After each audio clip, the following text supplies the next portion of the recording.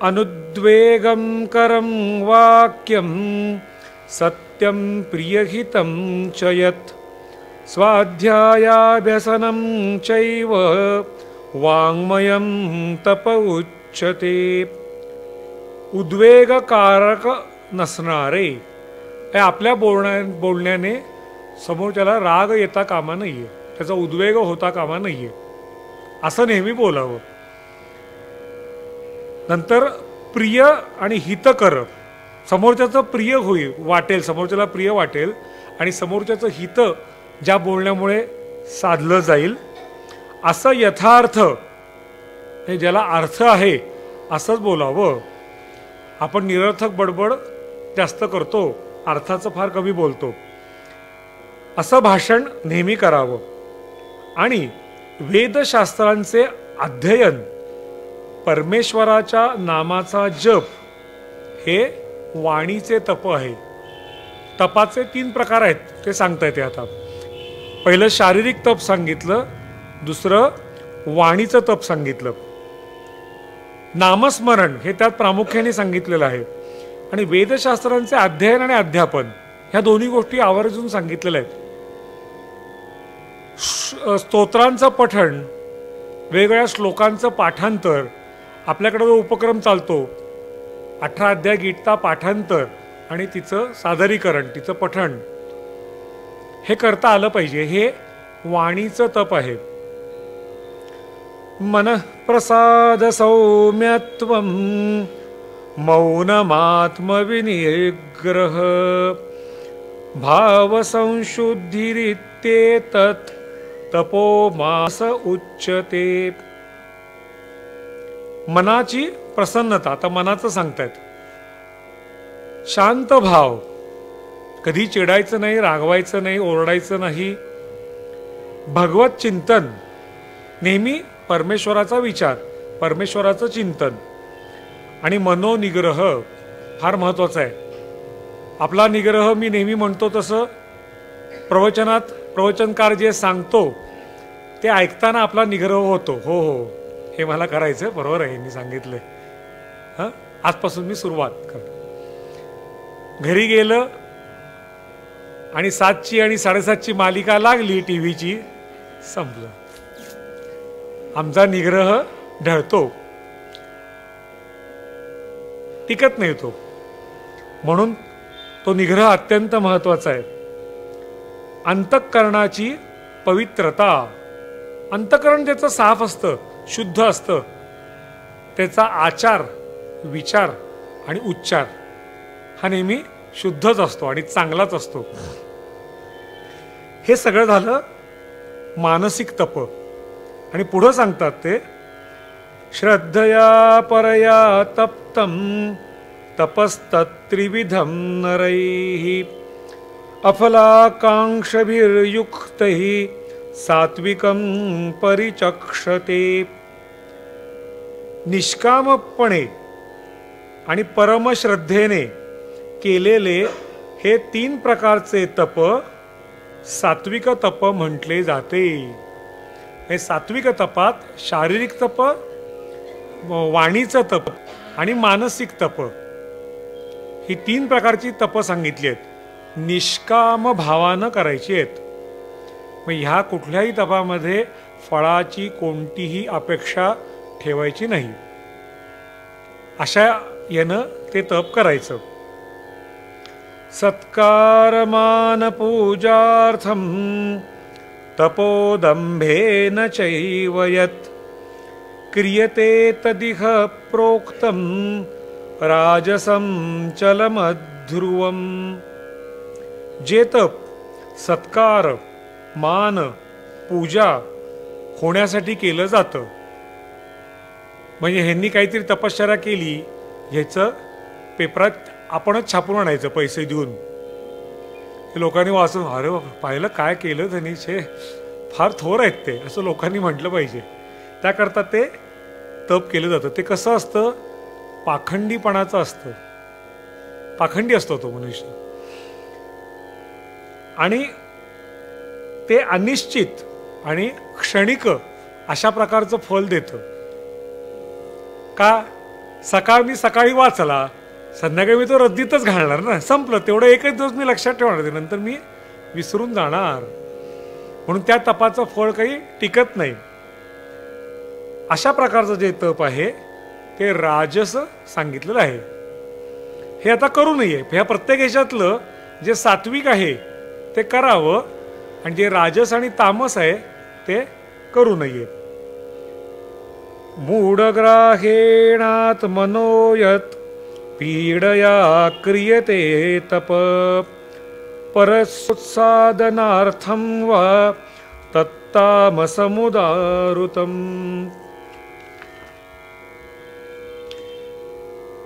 जे तप मूर्खपणाने मन, वाणी आणि शरीर यांना पीडा देऊन केले जाते. आता हे बरोबर राक्षसांना लागू पडतं. त्यांनी तपश्चर्या केल्या, पण त्यासाठी त्यांनी त्यांच्या शरीराने खूप हाल अपेष्टा सोसल्या. त्यांच्यात ताकद होती ती, म्हणून ते सहन करू शकले. पण शरीराला आणि मनाला अजिबात पीडा द्यायची नाही, कधीही नाही द्यायची. शेवटी आपण आपल्या आनंदाकरता जगतो. मग तो आनंदच जर का हिरावला जात असेल एखाद्या कृतीतनं, तर ती कृती कशाला करायची ना. आणि पुढे जे सांगितलंय ते पण त्यांनी नेहमी केलं. दुसऱ्याचे अनिष्ट करण्यासाठी त्यांनी ज्या तपश्चर्या केल्या त्याच्यातनं त्यांना काय साध्य करायचं होतं, मी बाकी सगळ्यांचा ह्यांनी नाश करू शकलो पाहिजे आणि मी मात्र अमर राहिलो पाहिजे. इतरांना कितीही छळलं तरी मला कोणी काही करू शकलो नाही पाहिजे. अशा ज्या सगळ्या तपश्चर्या आहेत त्याच त्यांनी केल्या. त्या तपश्चर्या फलद्रूप झाल्या, त्याच्यावर सगळ्यांवर ती देवता प्रसन्न झाली. पण शेवटी ते टिकले का नाही. आणि त्यांची आता आपण अपकीर्तीच सांगतो. त्यातलं कुणाचं तरी कौतुक करतो का आपण? नाही. मग त्याच्याऐवजी जे ऋषीमुनींनी तप केलं आणि त्यांनी त्याच्यातनं जे लोककल्याणार्थ कामं केली, आपले स्वामी विवेकानंद, कालच त्यांची हे झाली ना जयंती झाली. त्यांनी केवढी तपश्चर्याच केली. का आजच आहे? काल होती. 12 परवा होती, 12 जानेवारी. त्यांनी आयुष्यभर तपश्चर्याच केली, पण ती सगळी लोककल्याणाकरता केली. लोकसेवेची अनेक कामं त्यात त्यांनी केली. त्याकरता वाङ्मय निर्मिती केली, स्वतः प्रवचनं दिली. मग ते कसे आपल्या चांगल्या आठवणीत लक्षात राहतात. आणि रावण, कंस, दुर्योधन या व्यक्ती म्हटल्या की ते त्यांची आठवण पण नको असं आपण म्हणतो. आता सांगतायत दान. दान हा विषय घेतलाय. दातव्यमिति यद्दानं दीयते नुपकारिणे देशे काले च पात्रे च तद्दानं सात्विकं स्मृतं. दान देणे हे कर्तव्य आहे. या भावनेनं देश, काल आणि पात्रता यांचा विचार करून प्रत्युपकार न करणाऱ्याला, मी तुम्हाला हे दान देतो, इथं माझं नाव लावा, हा झाला प्रत्युपकार. शाळेला विशेषतः लोक तसं करतात. मी शाळेला देणगी देतो, त्या शाळेला या ठिकाणी माझं नाव लावा, या सभागृहाला माझं नाव लावा, हा झाला प्रत्युपकाराची अपेक्षा. आपल्याला तसं दान द्यायचं नाहीये. आणि पात्र व्यक्ती कोण हो? मी म्हणतो जो याचक आहे तो पात्र आहे. मग लोक हल्ली म्हणतात की भिका मागण्याचा जो लोक धंदा करतात असं म्हटलं जातं. पण ते प्रत्यक्षात त्यांच्या जीवनात काय करतायत हे एकतर आपल्याला माहिती नसतं, आणि ते आपण जाणून न घेता बोलणं हेही बरोबर नाही. आपल्यासमोर जो हात पसरतो तो आपल्याकडनं समजा 5-10 रुपये घेऊन गेला की नंतर तो पुढं त्याचं काय करतो हा त्याचा वैयक्तिक प्रश्न आहे. तो ज्या अर्थी सिग्नलला उभा राहून तुमच्या पुढे हात पसरतोय त्या अर्थी तो याचक आहे. मग ती व्यक्ती पात्र आहे. तिला दान देणं हे माझं कर्तव्य आहे. या भावनेनं मी तिला दिलं पाहिजे. हे सात्विक प्रकारचं दान आहे. त्यात त्यांनी सांगितलंय, भुकेलेले, अनाथ, दुःखी, रोगी, असमर्थ व भिकारी. आता ह्या कॅटेगरीतले कोणतेही वारकरी लोक जाता जाता पैसे मागतात, ते असमर्थ असतात. वारीला येतात, वारी संपली वारीपर्यंत त्यांना सगळं चांगलं खायला प्यायला मिळतं, कारण ती व्यवस्था केलेली आहे आपल्याकडं. पण पंढरपुराहून त्यांच्या गावी परत जायचं म्हणलं तर त्यांच्याकडं बसचं तिकीट काढायचेही पैसे नसतात आणि खायचं प्यायचं भ्रांत असते सगळी. कारण नंतर त्यांना कोणी, त्या 4-5 लाख लोकांना नंतर कोणीही काहीही विचारत नाही. वारी संपली की संपलं सगळं. मग अशा लोकांना देणं काय, शिधा द्या तुम्ही, अन्न द्या, कपडे द्या, नंतर पैसे द्या, हे आपलं कर्तव्य आहे. यत्युप्रत्युपकारार्थं फलमुद्दिश्य वा पुनः दीयते च परिक्लिष्टं तद्दानं राजसं स्मृतं. क्लेशपूर्वक दिलेलं, म्हणजे आता हा घे मेल्या असं नको, असं देऊ नका. नाही द्यायचं ना, नका देऊ. पण अगदी उपकार केल्यासारखं देऊ नका. फळाचा उद्देश ठेवून, म्हणजे मगाशी मी सांगितलं तसं, देणगी द्यायची आणि मला त्यातनं काय मिळेल, लाभ काय होईल, काही नाहीतरी पेपरला एक बातमी तरी द्या छापून की यांनी आमच्या संस्थेला देणगी दिली. अशा प्रकारचं दान राजस प्रकारचं असतं आणि हे आपण करू नये. आदेशकाले यद्दानम अपात्रेभ्यश्च दीयते असत्कृतमवज्ञातं तत्तामसमुदारुतं. सत्कार केल्याविना ज्याला दान देतो त्याचे आदरातिथ्य करायचं सांगितलंय आपल्याकडं. काय तो भगवंतच आहेत ना, तो पांडुरंगच येतो आपल्याकडे आणि तो तुमची परीक्षा बघत असतो. तर त्याचा आदरातिथ्य करा, त्याचा सत्कार करा, त्याला जेव खाऊ घाला आणि मग त्याला दान द्या, असं सांगितलंय आपल्याकडं. तर असा सत्कार न करता तिरस्कारपूर्वक आणि मग अयोग्य देशी, अयोग्य काळी आणि जो कुपात्र आहे, हे चोरच आहे एखादा, तुम्हाला माहिती आहे की तो चोऱ्या करतो, तो कुपात्र आहे, त्याला दान द्यायचं नाही. उलट जमलं तर त्याला पोलिसांच्या स्वाधीन करायचं. अशांना पण जे दान देतात ते दान तामस प्रकारचं समजलं जातं. असं तर आपण कधीच करायचं नाही. ओम तत्सदिति निर्देशो ब्राह्मणस्त्रिविध स्मृत ब्राह्मणास्तेन वेदाश्च यज्ञाश्च विहिता पुरा. ओम, तत् आणि सत अशी 3 प्रकारच्या सच्चिदानंद घन ब्रह्माचा नामनिर्देश करण्याची पद्धत आपल्याकडं सांगितली आहे. ओम, तत् आणि सत अशा 3 प्रकारचं सांगितलेले आहे. ह्या नामत्रयीने सृष्टीच्या आदिकाली ब्राह्मण, वेद व यज्ञ निर्माण केलेले आहेत आणि त्यांच्यापासून पुढं या सर्व सृष्टीची निर्मिती झालेली आहे. म्हणून यज्ञ, दान आणि तपरूप क्रिया नेहमी ओम असा परमात्म्याच्या नावाचा उच्चार करून आरंभ केल्या जातात. कुठलाही बघा, जो आहुती द्यायचा जो मंत्र असतो किंवा जी स्तोत्र म्हटली जातात त्याचा ओम श्री परमात्मने नमः असं आपण म्हणतो. ओम ह्या परमात्म्याच्या अक्षरांनी, ज्याच्यापासून सगळं हे ब्राह्मण, वेद, यज्ञ फार आदिकाली निर्माण झालेले आहेत, आणि त्याच्यापासून हा सृष्टीचा पसारा निर्माण झालेला आहे, त्याचा नामनिर्देश आपण करतो. पुढं सांगितलंय तत्.